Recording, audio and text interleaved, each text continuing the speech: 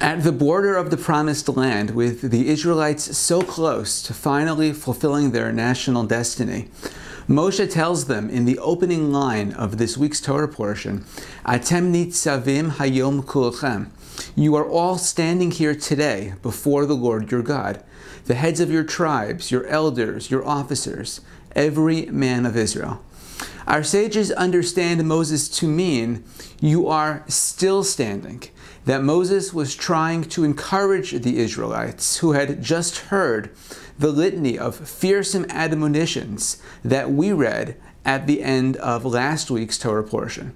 They became weak-kneed as they absorbed the terrible details, the accounting of what possibly awaited them in their futures. Moses saw this and reassured them by saying, Atem nitzavim hayom. You're still standing here today, in spite of everything you endured over the past 40 years wandering through the wilderness, in spite of all of the numerous trials and tribulations, the obstacles and the tests and the challenges, you're still here. You'll likewise be able to endure whatever future suffering you face and emerge still standing.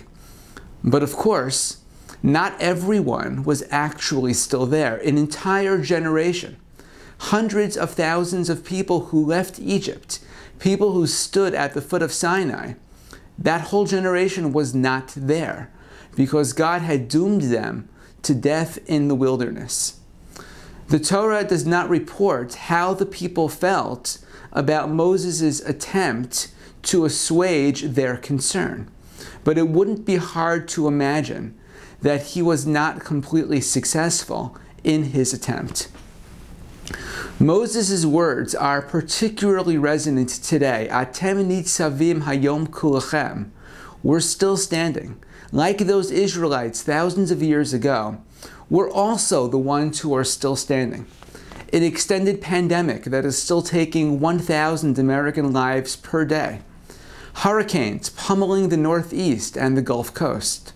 Wildfires ravaging the West and the Northwest. Violent crime up in major cities and in urban centers.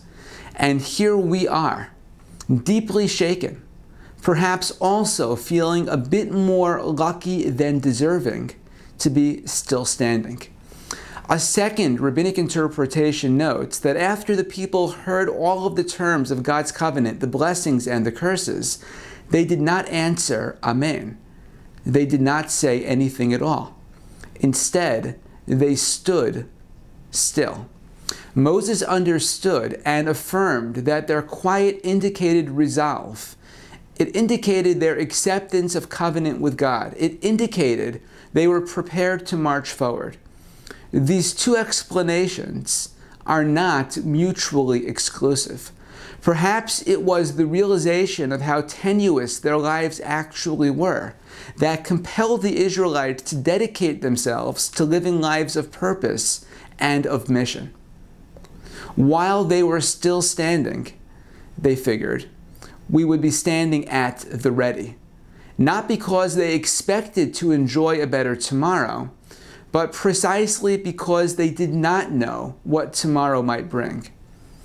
Perhaps this is why this week's particular Torah portion is always read on the last Shabbat of the year. Rosh Hashanah begins this Monday evening, and we too will be standing before God. As we evaluate the tenuous, uncertain nature of our own existence, let that very unease drive us not to despair and cynicism, but towards a life of purpose, a life of mission, a life of meaning. While we are still standing, the High Holy Days season challenges us to reflect upon what it is that we stand for. Shabbat Shalom and Shana Tova.